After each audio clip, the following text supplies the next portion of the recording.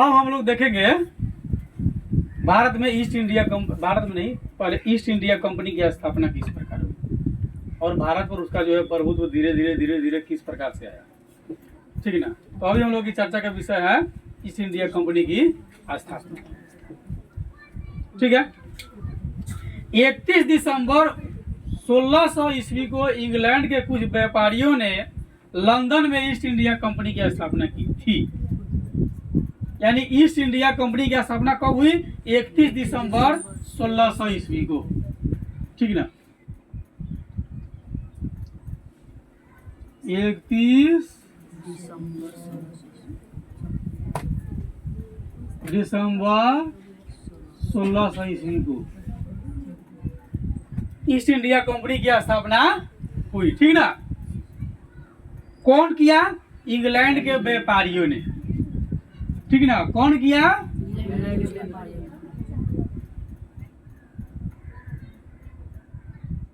England की व्यापारियों ने किया, ठीक है। और कहाँ किया? लंदन में, ठीक है। बहुत सब लोग से गाना निकालता है ना, क्या बुझाता रहे ना, सब लोग बुझाता है। तो 31 दिसंबर 1600 ईस्वी को इंग्लैंड के कुछ व्यापारियों ने लंदन में ईस्ट इंडिया कंपनी की स्थापना की थी, ठीक है। इंग्लैंड की महारानी एलिजाबेथ प्रथम, ठीक है। वहां के महारानी के नाम था एलिजाबेथ, महारानी के नाम है, पता ना कैसे कैसे नाम होता है, ठीक है। इंग्लैंड की महारानी एलिजाबेथ प्रथम ने इस कंपनी को 15 वर्षों के लिए पूरब के देश के साथ व्यापार करने का अधिकार दिया था, ठीक है। यानी कि इंग्लैंड से भारत की जो दिशा है वह पूरब दिशा में पड़ता है और भारत से इंग्लैंड जो वह पश्चिम दिशा में पड़ता है। तो इंग्लैंड की महारानी एलिजाबेथ ने, ठीक ना, कितना वर्षों के लिए? 15 वर्षों के लिए जो है ईस्ट इंडिया कंपनी को जो है पूर्वी देश से व्यापार करने की अनुमति दी थी। एलिजाबेथ ने 15 वर्षों तक व्यापार करने की परमिशन दे दिया, ठीक है। क्या कर दिया? व्यापार करने की परमिशन दे दिया, ठीक है। कि 15 वर्षों तक जो है व्यापार कर सकता है, किसके साथ? यानी कि हम लोग जिस देश में रहते हैं यहाँ से पूरब की तरफ जो देश है वहां जाकर के ईस्ट इंडिया कंपनी जो है व्यापार कर सकता है। इसकी स्थापना इंग्लैंड के व्यापारियों ने किया था। कहाँ किया? लंदन में, ठीक है। परमिशन दे दिया कि 15 वर्षों तक वह व्यापार कर सकता है। इंग्लैंड का कोई अन्य व्यक्ति या व्यापारी समूह भारत के साथ व्यापार नहीं कर सकता है। यानी ईस्ट इंडिया कंपनी के अलावा दूसरा कोई व्यक्ति या कंपनी भारत के साथ व्यापार नहीं कर सकता है। अगर व्यापार करेगा तो केवल करेगा कौन? ईस्ट इंडिया कंपनी करेगा, दूसरा नहीं कर सकता है।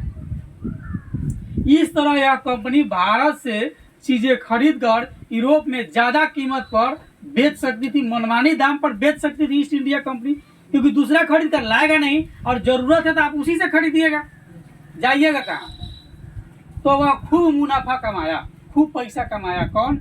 East India company. जितना हो सका उतना पैसा कमाया, ठीक है।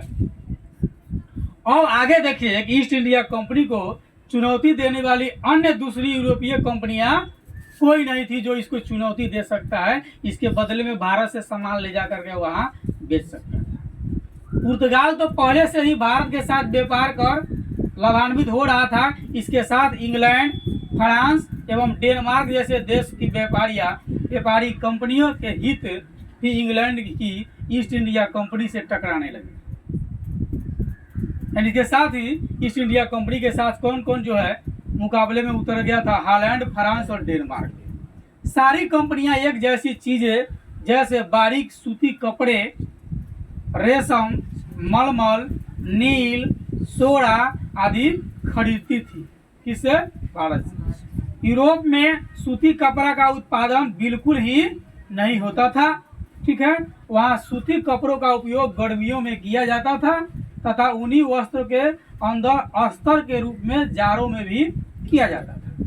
इससे उन्हीं कपड़े पहनने में ज़्यादा मुलायम और आरामदेह हो जाते थे। पूरे यूरोप में भारत के मसाले की बहुत ज़्यादा मांग थी। भारत की मसाले, पूरा यूरोप में भारतीय मसालों की बहुत मांग थी।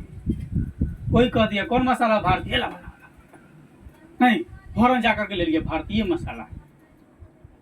जैसे आप कपड़ा खरीदते जाते हैं, कहेगा किलर के है जींस, हाँ लाइए लाइए लाइए।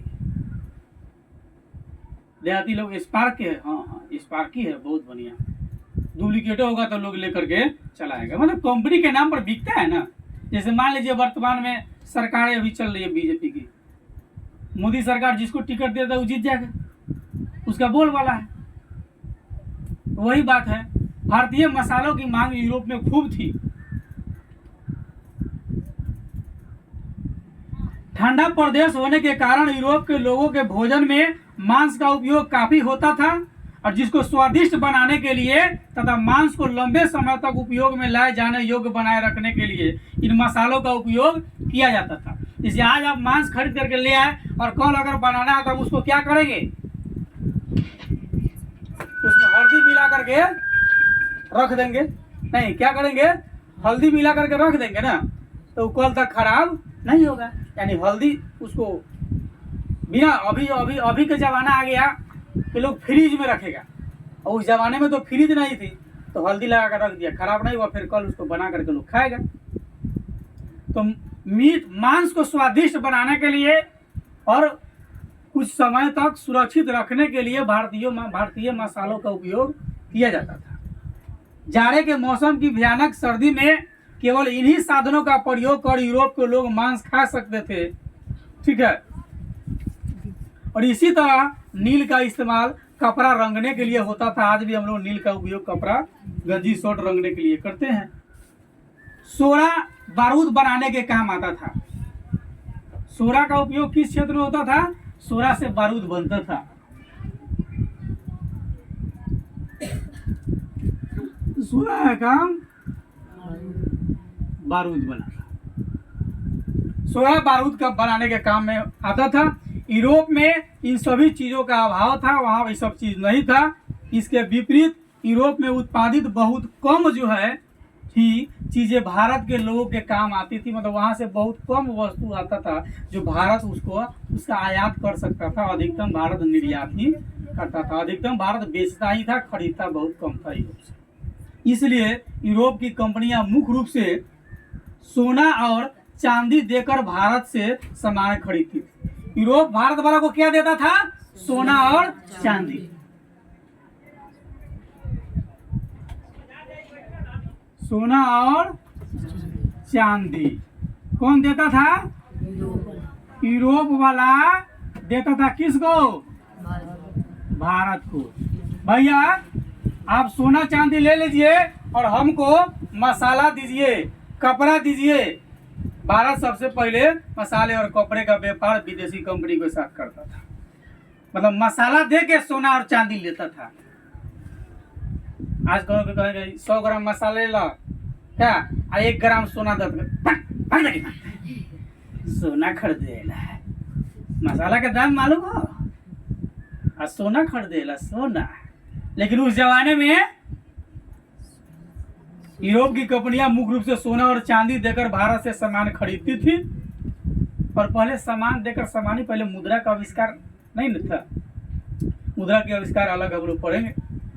अधिक से अधिक सामान खरीदने तथा उसे अधिक से अधिक मुनाफा कमाने के लिए इन सभी कंपनियों में होड़ लगी रहती थी। इसका सबसे ज्यादा फायदा भारत के कारीगर और छोटे व्यापारियों को होता था। उनका सामान तैयार होने के पहले ही बिक जाया करता था और वह भी अच्छे अच्छे दाम पर बिकता था। मसाला कपड़ा दे के सोना चांदी लिया जाता था। मगर इस होड़ का एक दूसरा पक्ष भी था, जो कंपनी ज़्यादा वस्तुएं लेकर के और यूरोप के बाजार में जाती थी, उसे ज़्यादा मुनाफा होता था। साथ ही अगर एक ही तरह की वस्तुएं एक से ज़्यादा कंपनी बेचती थी तो उस वस्तु की कीमत बाजार में कम हो जाती थी। सामान ज़्यादा होगा, खरीदार कम होगा तो वस्तु सस्ता होगा, और सामान कम होगा, खरीदार ज़्यादा होगा तो वस्तु महंगा ज़्यादा होगा। तो बेचने वाला ज़्यादा हो जाता था, ज़्यादा व्यापारी बेचती थी यूरोप में, और वहाँ खरीदार कम था, इसलिए उसकी कीमत घट जाती थी। इसलिए कंपनियां हमेशा इस प्रयास में रहती थी कि दूसरी कंपनी के मुकाबले से बाहर कर, दूसरी कंपनी का जो मुकाबला उससे हम क्या करें, उसे बाहर कर दे और ज़्यादा मुनाफा कमाए। बाजार पर एक अधिकार करने की होड़ में इन कंपनियों के बीच जो है हिंसात्मक झगड़ा भी होने लगा। अब इसके बाद कंपनी में झगड़ा हो रहा था, लड़ाई।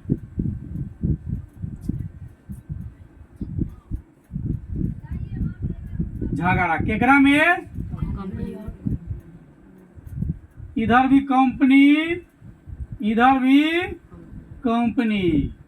ये कहता था हम लाएंगे भारत से माल, ये कहता था हम लाएंगे भारत से माल। दूसरा कंपनी कहता था हम लाएंगे भारत से माल, वो दूसरा कंपनी कहता था हम लाएंगे भारत से माल, और हम ज़्यादा नफा कमाएंगे। ज़्यादा लाभ कमाने के चक्कर में कंपनी में हो गया लड़ाई, झगड़ा होने लगा। ठीक है, तो झगड़ा क्यों होने लगा? ज्यादा मुनाफा कमाने के चक्कर में, ज्यादा मुनाफा कमाने के चक्कर में, मुनाफा कमाने के लिए अधिक से अधिक मुनाफा हम कमाएंगे। ज्यादा लाभ, मुनाफा माने लाभ, ज्यादा लाभ कमाएंगे, झगड़ा होने लगा। मुनाफा कमाने के लिए क्या क्या करती लोग, इन कंपनियों के द्वारा जो माल भारत से खरीदा जाता था उसे जहाज पर लादे जाने तक सुरक्षित रखने की आवश्यकता होती थी, और यह खरीदा गया माल फैक्ट्री में रखा जाता था। उस वक्त इस शब्द का अर्थ वस्तु बनाने की जगह से न होकर एक ऐसे गोदाम से था जिसकी किलेबंदी हो सके, जो दीवारों से घिरा हो और जहां आक्रमणकारी से बचाव हो सकता है, कोई फैक्ट्री पर धावा नहीं बोले। इन फैक्ट्री की सुरक्षा के लिए सैनिक की भर्ती की जाती थी, जिन्हें यूरोपीय तरीकों से ट्रेनिंग दी जाती थी कि जा करके कंपनी की सुरक्षा करेगा। संख्या में कम होने के बावजूद ये सैनिक नियमित ट्रेनिंग की वजह से कई भारतीय राज्यों के सैनिकों के मुकाबले ज्यादा ताकतवर थे। यानी यूरोप के जो सैनिक थे वो भारत के सैनिक से ज्यादा ताकतवर थे। ठीक ना, यूरोप के सैनिक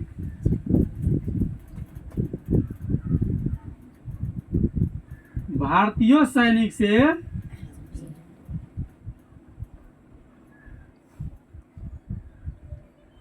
ज्यादा दक्ष थे, मतलब ज्यादा ताकतवर, युद्ध करने में ज्यादा निपुण थे। ठीक है, अंग्रेज फ्रांसीसी अब संघर्ष की हम लोग देखते हैं 18वीं सदी के आरंभ में। अब हम लोग चर्चा करते हैं, कब चले ये 18वीं सदी में।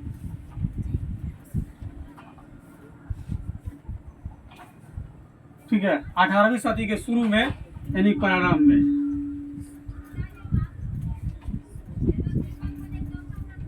प्रारंभ की बात करते हैं 18वीं सदी के। 18वीं सदी के आरंभ तक अंग्रेजों और फ्रांसीसियों ने अन्य यूरोपीय कंपनी को उन महत्वपूर्ण स्थलों से हटा दिया, पुर्तगाल का हो चाहे फ्रांस का हो, और जितने भी कंपनी था सबको वहां से किसी न किसी तरह से हटा दिया। उन्होंने एशिया और यूरोप के बीच के व्यापार के लिए स्थापित किए थे, और अब इंग्लैंड की ईस्ट इंडिया कंपनी का मुख्य मुकाबला सीधे रूप से फ्रांस की फ्रेंच ईस्ट इंडिया कंपनी के साथ था। अब इंग्लैंड की ईस्ट इंडिया कंपनी थी, ठीक है, ईस्ट इंडिया कंपनी कहाँ की थी? इंग्लैंड की थी। इसकी मुकाबला किससे होने लगी?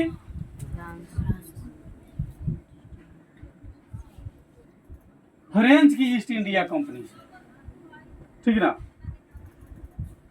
किसके, फ्रेंच, ठीक है। तो फ्रेंच की east India company, east India company कहाँ का था, फ्रेंच का। अब मुकाबला ईस्ट इंडिया कंपनी और फ्रेंच ईस्ट इंडिया कंपनी और इंग्लैंड की ईस्ट इंडिया कंपनी के, ये दोनों के बीच में अब मुकाबला था फ्रेंच ईस्ट इंडिया कंपनी और इंग्लैंड की ईस्ट इंडिया कंपनी, यानी कि ईस्ट इंडिया कंपनी दो थी, एक फ्रेंच की ईस्ट इंडिया कंपनी और दूसरा इंग्लैंड की ईस्ट इंडिया कंपनी,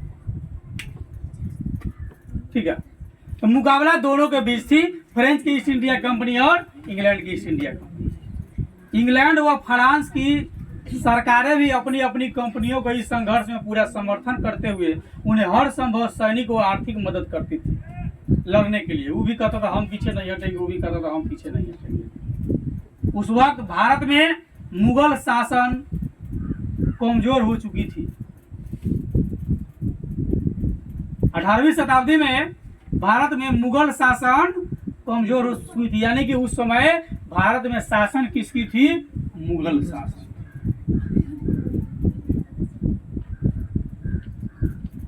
कौन शासन थी, मुगल शासन। नहीं, हम लोग देखे ना, क्या देखे हैं, हाल फिलहाल में 1707 ईस्वी में मुगल बादशाह औरंगजेब की मृत्यु के बाद जो है भारत में दूसरे आदमी ने मुगल के राजगद्दी पर बैठा। तो उस समय मुगल शासन कमजोर हो चुका था और उसकी जगह अनेक छोटे बड़े राज्य अस्तित्व में आ चुके थे। वे ताकतवर नहीं थे, लेकिन हमेशा अपने पड़ोसी राज्य के साथ युद्ध करते रहते थे, एक दूसरे से हमेशा झगड़ा करते रहते थे,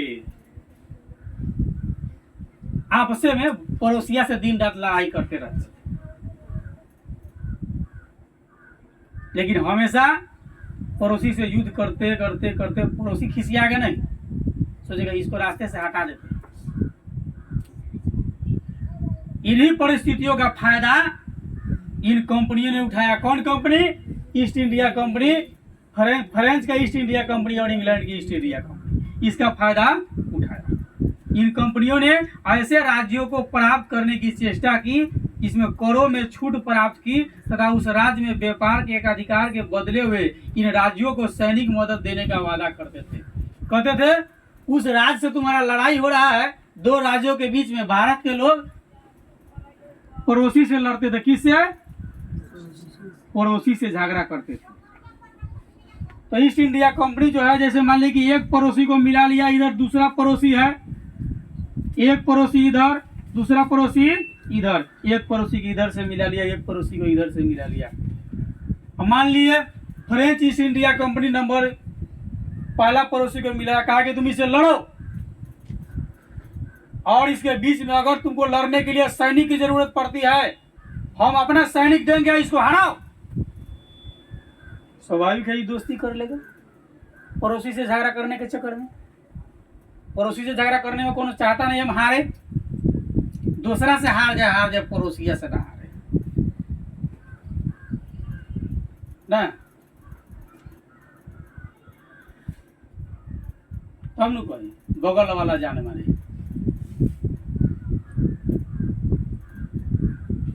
तो इसमें जो है व्यापार के एकाधिकार के बदले हुए इन राज्यों को सैनिक मदद देने का वादा किया। कंपनी इसका खूब फायदा उठाया। इंग्लैंड की ईस्ट इंडिया कंपनी ने भारत में कई जगह जैसे सूरत, मछलीपट्टनम, हुगली, पटना, कासिम बाजार आदि जगहों पर अपनी फैक्ट्री की स्थापना कर लिया। कौन, इंग्लैंड की ईस्ट इंडिया कंपनी। सूरत में अपना फैक्ट्री बैठाया, मछलीपट्टनम में बैठाया, हुगली में बैठाया, पटना में बैठाया, कासिम बाजार आदि और कई जगहों पर जो है ईस्ट इंडिया कंपनी स्थापना कर लिया। प्राय इन्हीं जगहों के आसपास फ्रांसीसी ईस्ट इंडिया कंपनी की भी फैक्ट्रियाँ थी। जहाँ जहाँ फ्रांसीसी फ्रेंच ईस्ट इंडिया कंपनी की फैक्ट्री चल रही थी, ठीक उसके आसपास में इंग्लैंड ने अपनी ईस्ट इंडिया कंपनी की स्थापना कर ली। इसके अलावा फ्रांसीसियों ने पूर्वी तट पर चंद्रनगर, बालासोर एवं पश्चिमी तट पर माहे में फैक्ट्री स्थापित की थी। फ्रांसीसियों का प्रधान कार्यालय भारत के दक्षिणी पूर्वी तट पर यानी कि पांडिचेरी, जिसको पांडुचेरी कहते हैं, पांडिचेरी वर्तमान में पुदुचेरी यानी कि पांडिचेरी में था। फ्रांसीसियों का प्रधान कार्यालय कहाँ था? पांडिचेरी में था। उस प्रदेश में अंग्रेजों का प्रमुख केंद्र फोर्ट सेंट जॉर्ज जो मद्रास में था। उस समय यूरोप में भी इंग्लैंड और फ्रांस के बीच जो है प्रतिद्वंद्विता थी, आपस में दोनों में झगड़ा था, दोनों एकदम आमने सामने मिलने को तैयार नहीं था, दोनों एक दूसरे के शत्रु बना हुआ था। यूरोप में जब इन दोनों देश में संघर्ष आरंभ हुआ तो भारत में इन दोनों कंपनियों के बीच संघर्ष की शुरुआत हुई। दोनों कंपनी भारत में भी संघर्ष करना शुरू कर दिया और यह शुरुआत दक्षिण भारत में कर्नाटक से हुई। सबसे पहले कहाँ भारत में लड़ाई शुरू किया? कर्नाटक में कंपनी और कंपनी के बीच। कर्नाटक मुगल साम्राज्य का एक सूबा था जो लगभग स्वतंत्र हो चुका था और फ्रांसीसी कंपनी का मुख्य कार्यालय इनकी सीमा के काफी करीब था। सन 1740 के आसपास की बात है।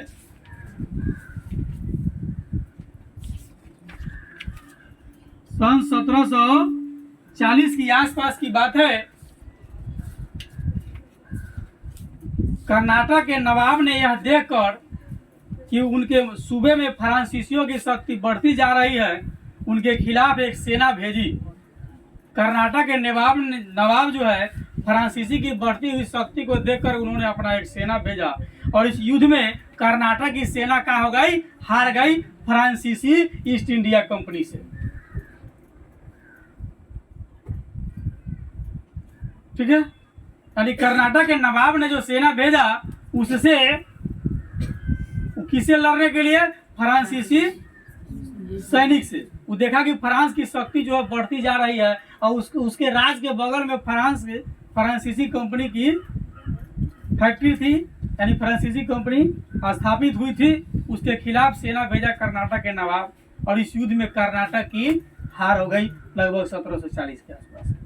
इस लड़ाई के परिणाम ने यह सिद्ध कर दिया कि एक छोटी सेना भी यदि सैनिकों में अनुशासित, अगर सैनिक अनुशासित हो तो एक छोटा सेना भी बड़ा सेना को पराजित कर देता है, कर सकता है। उन्हें नियमित रूप से प्रशिक्षण और वेतन दिया जाए, उन्हें यूरोप में विकसित नई बंदूकें दी जाए तो भारतीय सैनिकों की काफी बड़ी सेना हार सकती है।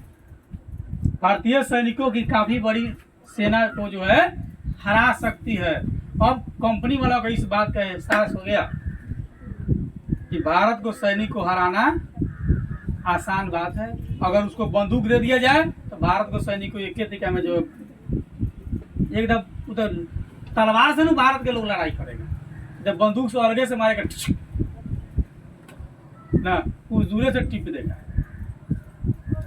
1750 के आसपास कर्नाटक में उत्तराधिकार का संघर्ष शुरू हुआ जिसमें फ्रांसीसी और अंग्रेज कंपनियां आमने सामने आ गई। फ्रांस की कंपनी और अंग्रेज की कंपनी आमने सामने लड़ गई, यानी अंग्रेज वाला हो सकता है कर्नाटक के पक्ष में रहा। इसमें अंग्रेज कंपनी अपनी पसंद के व्यक्ति को कर्नाटक का नवाब बनाने में सफल रही। अंग्रेज की जो इंग्लैंड की ईस्ट इंडिया कंपनी जीत गई और फ्रांसीसियों को एक बड़ा झटका लगा, जिस फ्रांसीसी से कर्नाटक के नवाब का सेना हार गया था। यानी कर्नाटक के नवाब के पक्ष में हो गया अब इंग्लैंड की ईस्ट इंडिया कंपनी, क्योंकि शत्रु का शत्रु मित्र होता है और मित्र का शत्रु शत्रु होता है। आपके दोस्त का दुश्मन आपका दुश्मन और आपके दुश्मन का दुश्मन आपका मित्र। ठीक, अब अंग्रेज और बंगाल की चर्चा करते हैं। कर्नाटक के बाद संघर्ष का क्षेत्र दक्षिण से उत्तर पूर्व की ओर बंगाल में स्थानांतरित हो गया। कर्नाटक भारत के दक्षिणी क्षेत्र, बंगाल भारत के पूर्वी क्षेत्र, तो दक्षिण से उत्तर पूर्व की ओर बंगाल में स्थानांतरण हो गया। कौन चीज? संघर्ष। बंगाल में अंग्रेजों ने कलकत्ता में अपनी फैक्ट्री स्थापित पहले से कर रखी थी। बंगाल के कलकत्ता शहर में अंग्रेज जो है अपनी फैक्ट्री बना करके रखे थे। बंगाल मुगल साम्राज्य का एक धनी और बड़ा प्रांत था। किसके मुगल साम्राज्य का बहुत धनी और बड़ा प्रांत था। इसमें आधुनिक बिहार और उड़ीसा भी उस समय शामिल था, अभी बाटा उटा नहीं था, इसलिए कह रहा कि आधुनिक बिहार और उड़ीसा भी शामिल था, उड़ीसा भी बिहार से अलग नहीं था। मुगलों की केंद्रीय सत्ता की कमजोरियों का लाभ उठाते हुए बंगाल के दीवान मुर्शिद कुली खान ने अपने को एक स्वतंत्र शासन घोषित कर लिया था। मुगलों की केंद्रीय सत्ता की कमजोरी को समझते हुए जो है बंगाल के दीवान मुर्शिद कुली खां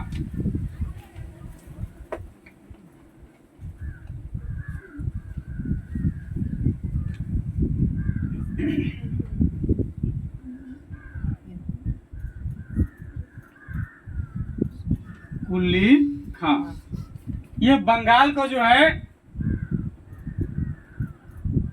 कुली खां ने अपने को एक स्वतंत्र शासक घोषित कर लिया था। यानी कि बंगाल का ये शासक अपने आप को कहते थे कि मैं शासक हूं कहाँ का, बंगाल का।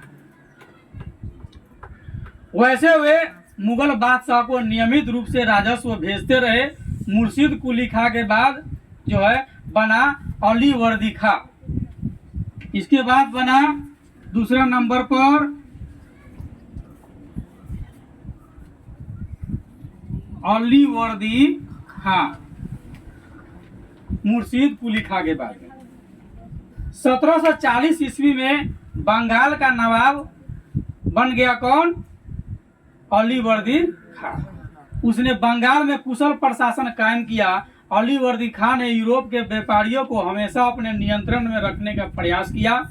उसके बाद उसका नाती सिराजुद्दौला नवाब बना बंगाल का। इसके बाद में अली वर्दी खां का नाती, ठीक है, कौन, इसका नाती जिसका नाम था सिराजुद्दौला।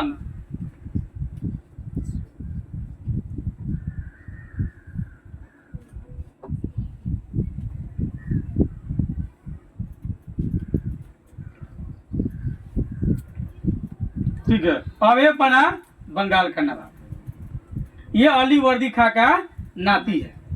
ठीक है, सिराजुद्दौला के नवाब बनने पर उसके परिवार के सदस्यों के बीच साजिश और झगड़ा शुरू हो गया, अपने में झगड़ा शुरू हो गया। देख लीजिए, इन साजिशों ने ईस्ट इंडिया कंपनी को बंगाल में हस्तक्षेप करने का अवसर दे दिया। जब अपने अपने में लड़ाई हुआ तो एक पक्ष जाकर के जो है ईस्ट इंडिया कंपनी से मिल गया होगा, कहा कि हमको सहायता दीजिए, और ईस्ट इंडिया कंपनी को मौका मिल गया।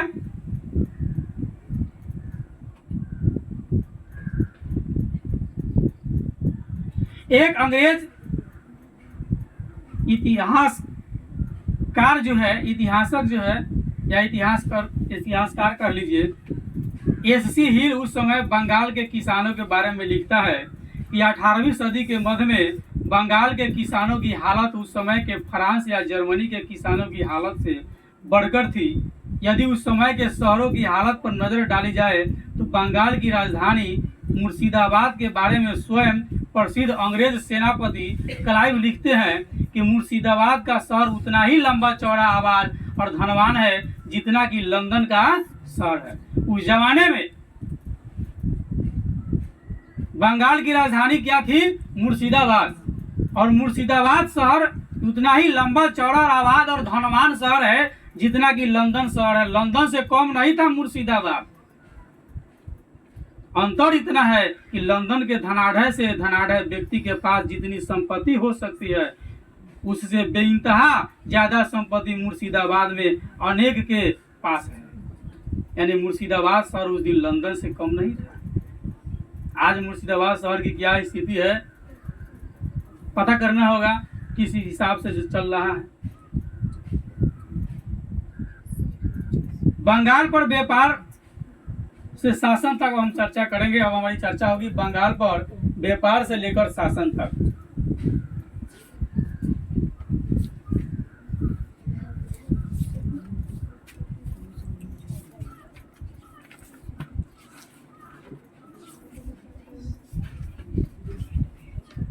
इस टॉपिक को हम लोग अब चर्चा करेंगे। बंगाल पर व्यापार से शासन तक अब चर्चा करेंगे। बंगाल में पहली अंग्रेजी फैक्ट्री 1951 में हुगली नदी के किनारे शुरू हुई थी।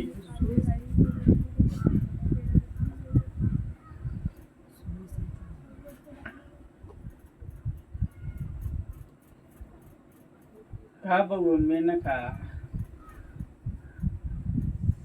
में इनका जा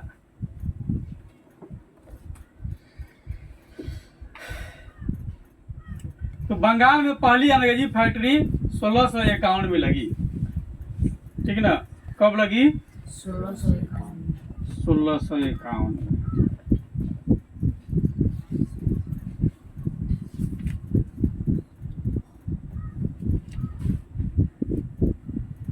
अंग्रेजी फैक्ट्री कहाँ लगा? बंगाल के हुगली नदी के किनारे का दो ना लग गया। व्यापार में वृद्धि होने के साथ साथ इसके चारों ओर कंपनी के अधिकारी और व्यापारी भी धीरे धीरे बसने लगे। धीरे धीरे कंपनी ने इस आबादी के चारों तरफ एक किला बनाना शुरू किया और इस किले का नाम फोर्ट विलियम रखा। जो भी लोग बस गए कहां पर? हुगली नदी के किनारे। जो अंग्रेज जहाँ फैक्ट्री लगाए थे वहां बहुत से लोग भी जा करके फैक्ट्री के आसपास में जो है बसने लगे। कंपनी ने सभी आबादी के चारों तरफ से एक किला बनवाया, नहीं चारों तरफ से घेर दिया उसको, ठीक ना, दीवार से उसको घेरवा दिया और जो घेरा जो उसका नाम रख दिया फोर्ट विलियम। कंपनी ने अपने व्यापार को ज्यादा से ज्यादा विस्तार देने के लिए 1696 में 1200 रुपए का भुगतान करके 3 गांवों की जमींदारी यानी लगान एकत्र करने का अधिकार प्राप्त कर लिया। उस जमाने में 1696 में, बात 1696 में के अब चलिए 1696 ईस्वी की घटना पर जरा ध्यान दीजिए। 1696 ईस्वी में जो है 1200 रुपया दिया और 3 गांव की जमींदारी यानी लगान एकत्र करने का अधिकार प्राप्त कर लिया सरकार से। यानी कि 3 गांव की लगान कौन वसूलेगा?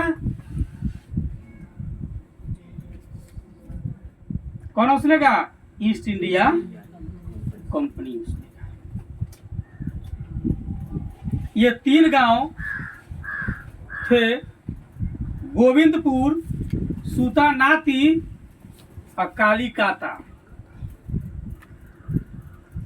ठीक है। 3 गो गांव के नाम था, बड़ा सुंदर नाम है।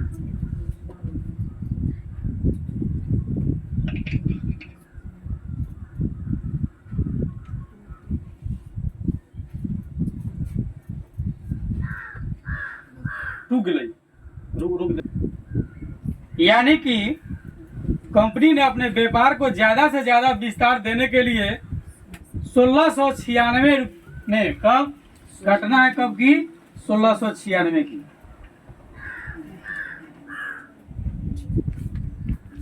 1696 ईस्वी की बात, ठीक है।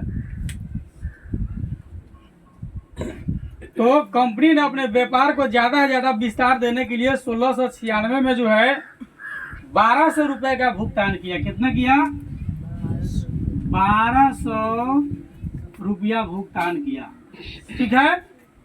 और 3 गांव की जमींदारी यानी लगान एकत्रित करने का प्राप्त कर लिया। कौन गांव? 3 गो गांव। 1200 में 3 गो गांव खरीद लिया। 3 गांव का लगान यानी कि गांव से जो टैक्स आता है जमींदारों के तहत, वह लगान एकत्रित करने का अधिकार प्राप्त कर लिया कंपनी। वो गांव थे गोविंदपुर,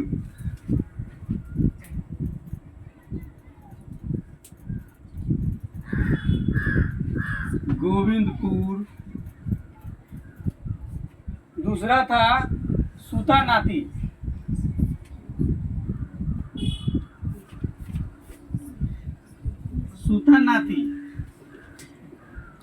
और तीसरा था कालिका था।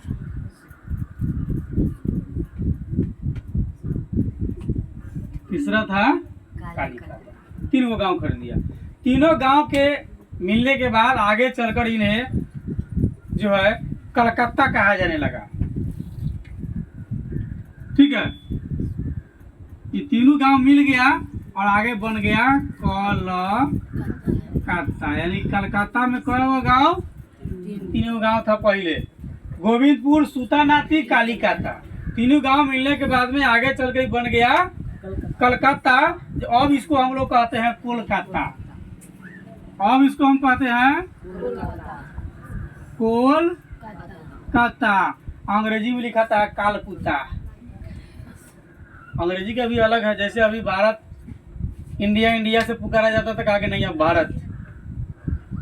पहले संविधान में लिखा था कि इंडिया दैट इज भारत, लेकिन अब कहता नहीं भारत दैट इज इंडिया। आप दोनों नाम रखिए, कोई जरूरत परेशानी नहीं है। उस जमाने में नेहरू जी अपनी पहचान दूर देशों तक रखना चाहते थे, अपना संबंध दूर देशों तक रखना चाहते थे।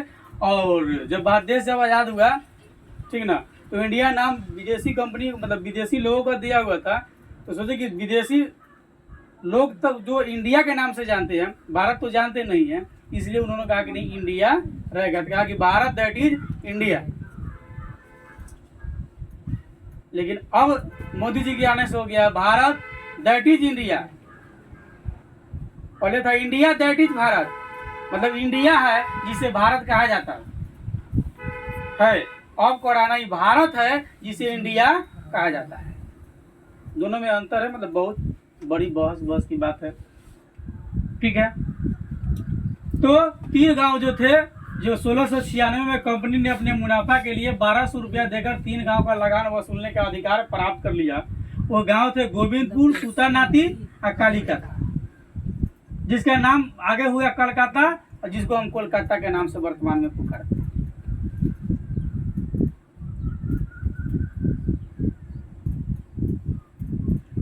कंपनी ने मुगल सम्राट फर्रुखसियर से 1717 ईस्वी में एक शाही फरमान प्राप्त किया। कंपनी ने फर्रुखसियर, ठीक है, यानी फर्रुखसियर कौन था? मुगल सम्राट।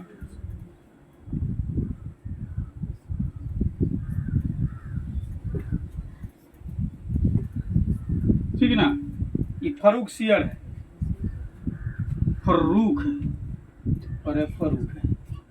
फर्रुख इसको पढ़ेंगे क्या? फर रुख, फर तब रुख। तो फर्रुखसियर से जो है 1717 ईस्वी में, 1717 ईस्वी में फर्रुखसियर जो है मुगल सम्राट थे। तो एक शाही फरमान किया, इसके अनुसार कंपनी को 3000 रुपये वार्षिक कर देने के बदले बिना कोई अन्य कर दिए बंगाल में व्यापार करने की अनुमति मिल गई। इस आदेश के बाद कंपनी राज्य में जो माल खरीदती थी उस पर उसे कोई कर नहीं देना पड़ता था, कंपनी को कोई टैक्स नहीं देना पड़ता था। जरा सोचिए कि बिना शुल्क चुकाए व्यापार करने से परिणाम क्या होगा? शुल्क मिलवे नहीं करेगा तो व्यापार चलेगा? नहीं चलेगा। इस पूरी व्यवस्था से बंगाल के राजस्व का काफी नुकसान हो रहा था। बंगाल का जो राजस्व था उसको काफी नुकसान हो रहा था। कंपनी को मिली इस छूट का फायदा कंपनी के कर्मचारी अपने निजी व्यापार के लिए भी कर रहा था। बंगाल के नवाब सिराजुद्दौला को यह व्यवस्था पसंद नहीं आया। इसमें बंगाल का नवाब कौन था? सिराजुद्दौला।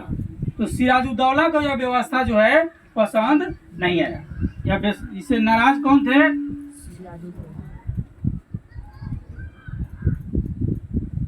सिराजुद्दौला। यह क्या थे? बंगाल के नवाब।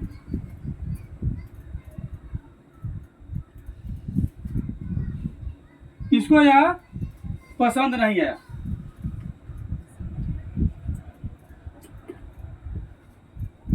ताकि तो ठीक नहीं, इस तरह से बंगाल की स्थिति खराब हो जाएगी।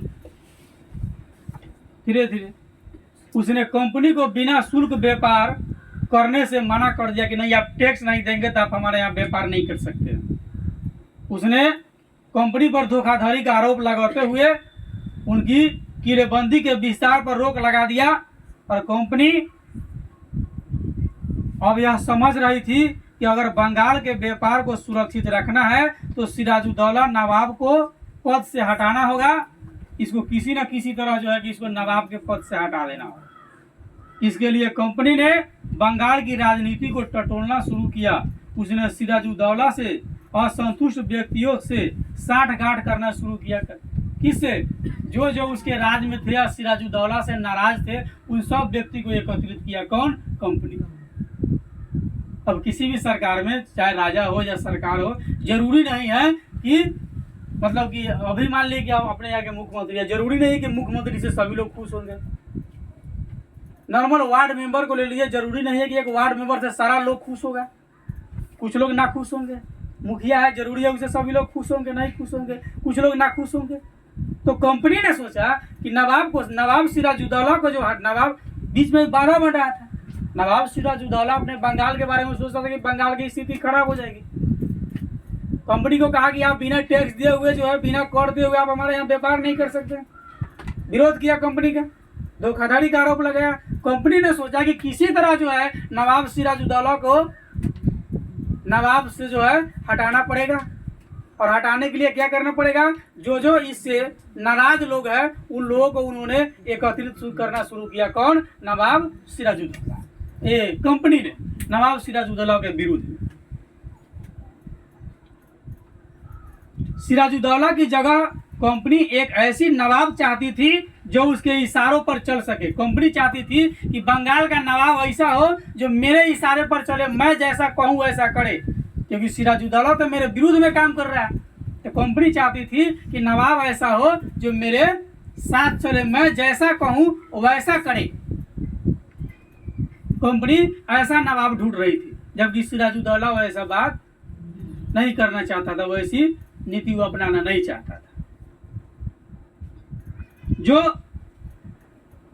अब आगे चल के चलिए, तो इसके लिए कंपनी ने बंगाल के दो बड़े व्यापारी को चुना। एक था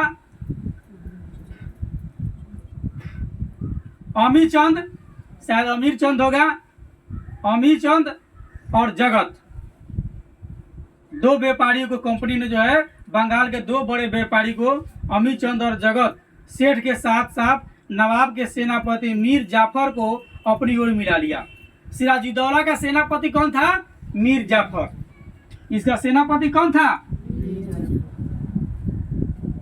मीर जाफर। ये किससे मिल गया? कंपनी से। किससे मिल गया? कंपनी से मिल गया। और किसको किसको मिलाया कंपनी ने? मीर जाफर को, जो सेनापति था। मीर जाफर क्या था? सेनापति था। और यहाँ के दो बड़े बड़े व्यापारी, ठीक है, दो बड़े बड़े व्यापारी, एक अमीर चंद, दूसरा जगत। यहाँ के दो बड़े बड़े व्यापारी, ठीक है, एक अमीर चंद और दूसरा जगत। बहुत बड़ा सेठ था। दोनों को मिला लिया और नवाब के सेनापति मीर जाफर को मिला लिया। कंपनी का प्रयास था कि सिराजुद्दौला के असंतुष्टों में से किसी को नवाब बना दिया जाए। जवाब में सिराजुद्दौला ने अपने करीब 30,000 सिपाहियों के साथ कासिम बाजार में स्थित इंग्लिश फैक्ट्री पर हमला बोल दिया। 30,000 सिपाही को लेकर जो है नवाब सिराजुद्दौला ने अंग्रेजों के फैक्ट्री पर हमला बोल दिया। कंपनी की सेना का नेतृत्व रॉबर्ट क्लाइव कर रहा था और अंततः जून 1757 में मुर्शिदाबाद के पास पलासी में युद्ध हुआ। 1757 में जो है मुर्शिदाबाद के पास पलासी में युद्ध हुआ, ठीक है ना? 57 है ना कि 1757 है, ठीक है। तो 1757 में मुर्शिदाबाद के पास क्या हुआ? पलासी में युद्ध हो गया।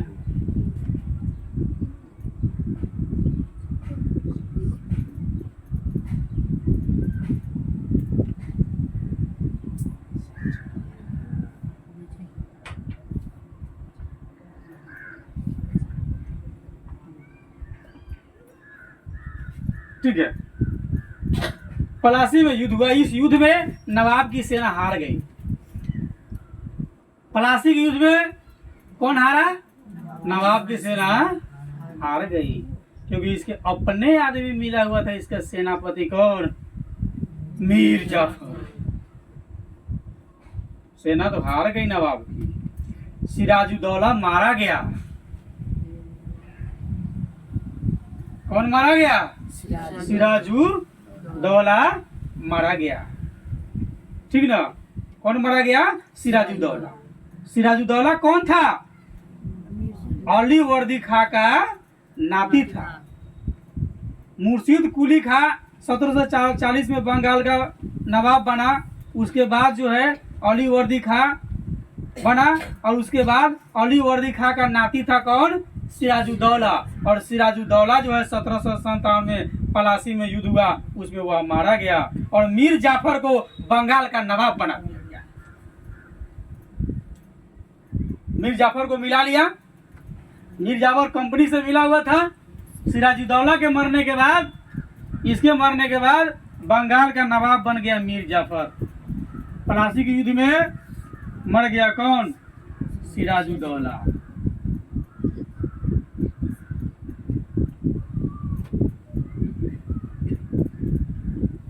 मारा गया पलासी युद्ध में। ठीक है, 1757 में। इसके बाद नवाब बना मीर जाफर, जो गद्दार होगा।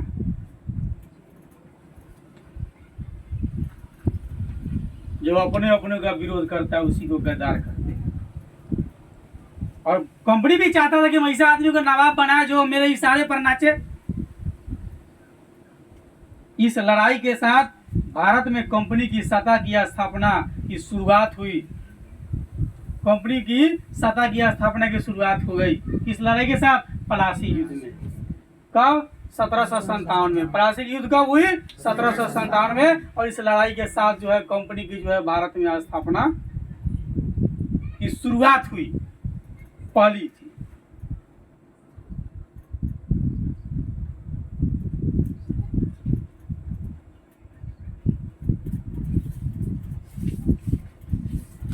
एक जनवरी 1759 को इंग्लैंड के प्रधानमंत्री विलियम पिट के नाम क्लाइव ने यह पत्र लिखा।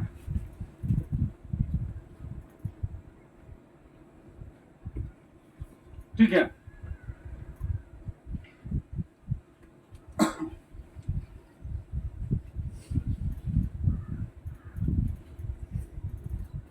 कौन क्लाइव है?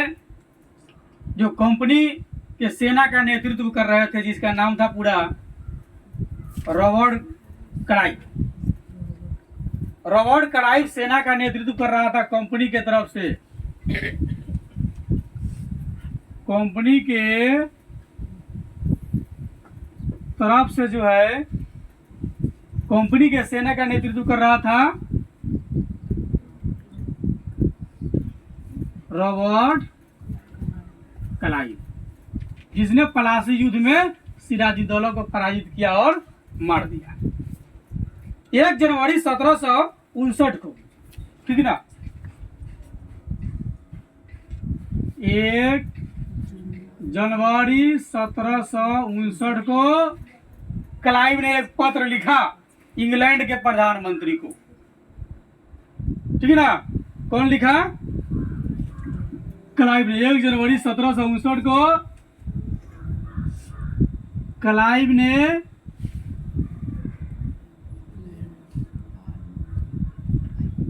इंग्लैंड के प्रधान मंत्री को एक पत्र लिखा। क्या लिखता है? अंग्रेजी फौज की कामयाबी के जरिए एक महान क्रांति इस देश में की जा चुकी है। उस क्रांति के बाद एक संधि की गई है जिसमें कंपनी को बड़े जबरदस्त फायदे हुए हैं। मुझे मालूम है कि सब बातों की तरफ एक हद तक अंग्रेज कौम का ध्यान आकर्षित हो चुका है, किंतु मौका मिलने पर कंपनी इस तरह के प्रयत्न में लगी रहेगी, भारतीय सेना को पराजित करती रहेगी जो उसके आजकल के इतने बड़े इलाके और आगे की जबरदस्त संभावना दोनों के अनुरूप हो। मैंने कंपनी को अत्यंत जोरदार शब्दों में इस बात की जरूरत दर्शा दी है कि उन्हें इतनी सेना हिंदुस्तान भेजी जानी चाहिए और बराबर हिंदुस्तान में रखी जानी चाहिए, जिससे वह अपने उस समय के धन और इलाके को बढ़ाने के सबसे पहले मौके से फायदा उठा सके। 2 साल की मेहनत और तजुर्बे से मैंने इस देश की हुकूमत के बारे में और यहाँ के लोगों के स्वभाव के बारे में जो परिपक्व ज्ञान प्राप्त किया है, उसे मैं साहस के साथ कह सकता हूँ इस तरह का मौका जल्दी ही फिर मिलने वाला है। फिर हम आक्रमण करेंगे, फिर अन्य स्थान पर हमारा हुकूमत होगा। इस जीत के बाद कंपनी का कर मुक्त व्यापार पुनः आरंभ हो गया। जब पलासी युद्ध में सिराजुद्दौला मारा गया, मीर जाफर जब बंगाल का नवाब बना, तो नवाब बनने के बाद कंपनी का जो है कर मुक्त व्यापार फिर से शुरू हो गया। कोई कर नहीं। कंपनी चाहती तो बंगाल का शासन अपने हाथ में ले सकती थी, लेकिन व्यापार के द्वारा ज्यादा से ज्यादा मुनाफा कमाना उनके लिए ज्यादा महत्वपूर्ण था। इस मुनाफे के अलावे मीर जाफर ने कंपनी के बड़े अधिकारी को भेंट या घूस के रूप में भारी रकम दिया। इस मुनाफे के अलावे जो मुनाफा मीर जाफर के द्वारा होता था, इसके अलावे मीर जाफर ने कंपनी के बड़े से बड़े अधिकारी को भेंट के रूप में बहुत भारी रकम दी और कंपनी के अधिकारियों की मांगों को पूरा रखने में खजाना खाली होने लगा। फिर भी कंपनी संतुष्ट नहीं थी और जल्द ही मीर जाफर को अपनी गलती का एहसास होने लगा कि शायद हम गलत आदमी के साथ दे रहे हैं। उसने इसका विरोध किया और उसके विरोध के पश्चात कंपनी ने मीर जाफर को हटाकर और उसके दामाद मीर कासिम को 1760 ईस्वी में बंगाल का नवाब बना दिया। मीर जाफर जब विरोध किया तो उसको हटा करके और उसके दामाद को बना दिया, जिसका नाम था मीर कासिम। कहने गया इसका दामाद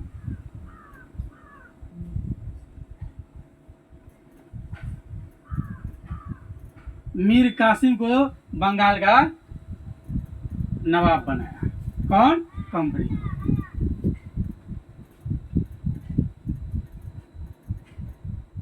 ठीक है। बंगाल का पहले नवाब कौन थे?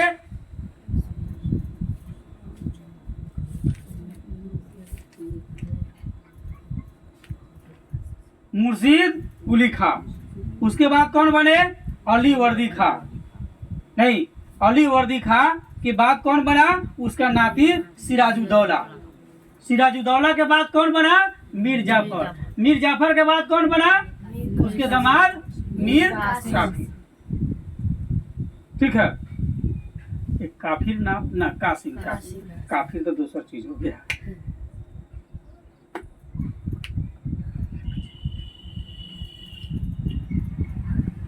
तो कब बना दिया? 1760 ईस्वी में। मीर कासिम जो है 1760 ईस्वी में जो है बंगाल का नवाब बन गया। कब बन गया? 1760 ईस्वी में। मीर कासिम ने नवाब बनने की खुशी में कंपनी को बर्दवान, मिदनापुर एवं चटगांव जिले की जमींदारी सौंप दी। बनने की खुशी में ये क्या किया? बर्दवान, मिदनापुर और चटगांव जिले की जमींदारी सौंप दी कि लीजिए कंपनी आप इसको चलाइए, हमको आप नवाब बना दिए हैं। लेकिन दूसरी तरफ उसने कंपनी पर अपनी पूर्ण निर्भरता की स्थिति को समझा और उसने कंपनी के शिकंजे से छुटकारा पाने के लिए कई कदम उठाए। उसने मीर जाफर के उन सभी अफसरों को हटाना शुरू किया जो कंपनी से मिले हुए थे। कौन? उसका दामाद मीर कासिम, जो कंपनी से मिला हुआ था, सबको हटाना शुरू किया। उसने बंगाल की आर्थिक स्थिति को सुधारने का प्रयास किया। कंपनी और उसके अधिकारी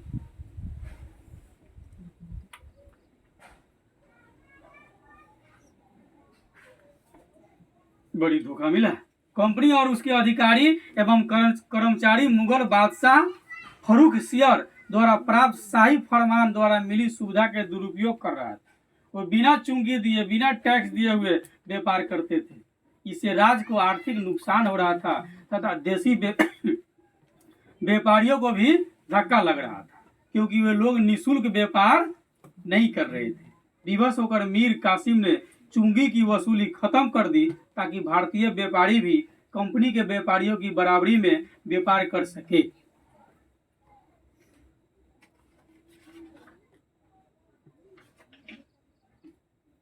मुर्शिदाबाद पर कंपनी का दबाव बना रहा।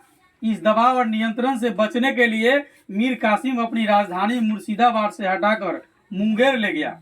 मुंगेर की उसने बड़ी सुंदर और मजबूत किलेबंदी की और करीब 40,000 सैनिकों की फौज तैयार की, और अपने सैनिकों को युद्ध के नए तरीके सिखाने के लिए उसने यूरोपीय प्रशिक्षक को नियुक्त किया, यूरोप के लोगों को। इतना ही नहीं, उसने मुंगेर में बंदूक और तोप के कारखाने की स्थापना की। कौन? मीर कासिम ने। मुंगेर में बंदूक की स्थापना कौन किया? मीर कासिम ने। वह जो है अपना राजधानी चेंज किया, यानी राजधानी मुर्शिदाबाद से हटाकर कहाँ ले गया? मुंगेर। अरे मुंगेर को राजधानी कौन बनाया? मीर कासिम ने। और बड़ी मजबूती से किलेबंदी की और करीब 40,000 सैनिक की फौज तैयार किया, और उसको जो है प्रशिक्षण देने के लिए, ट्रेनिंग देने के लिए यूरोप के ही ट्रेनर को बुलाया, यूरोपीय ट्रेनर को बुलाया कि आप ट्रेनिंग इसको दीजिए युद्ध का। और उन्होंने मुंगेर में बंदूक और तोप के कारखाने की स्थापना की। आज भी आप मुंगेर में मीर कासिम द्वारा निर्मित किलों को देख सकते हैं जाकर के।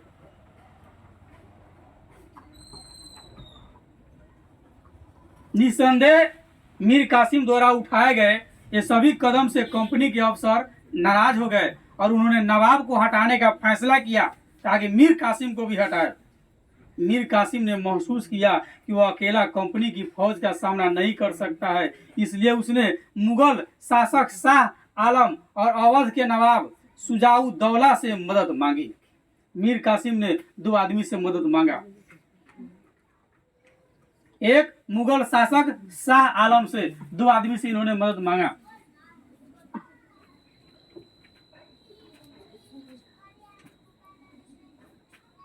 यह क्या था? मुगल शासक था।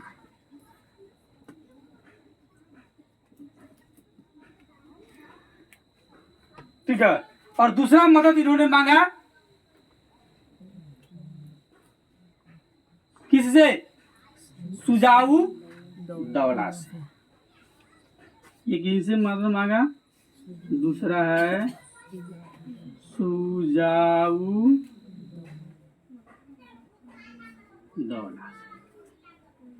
दो व्यक्ति से इन्होंने मदद मांगा, क्योंकि अकेला तो लड़ाई लड़ी नहीं जा सकती है। इन तीनों की संयुक्त सेना की कंपनी की सेना के साथ पश्चिम बिहार के बक्सर नामक स्थान पर 1764 ईस्वी में लड़ाई हुई। बक्सर युद्ध, बिहार के बक्सर में युद्ध हुआ 1764 में। बक्सर कहाँ है? बिहार में। हमने बिहारी हो। युद्ध हुआ जिसमें भारतीय सेनाओं की हार हुई। फिर भारतीय सेना हार गया। इस हार के बाद 1765 ईस्वी में शुजाउद्दौला और शाह आलम ने इलाहाबाद में क्लाइव के साथ समझौता पर हस्ताक्षर कर दिया, जो क्लाइव अंग्रेज का संरक्षक था। समझौते के अनुसार ईस्ट इंडिया कंपनी को बंगाल, बिहार, उड़ीसा की दीवानी मिल गई। इसे कंपनी को इन प्रदेश से राजस्व वसूली का अधिकार मिल गया, यानी कि बिहार, बंगाल और उड़ीसा पूर्ण रूप से गुलाम हो गया 1764 में।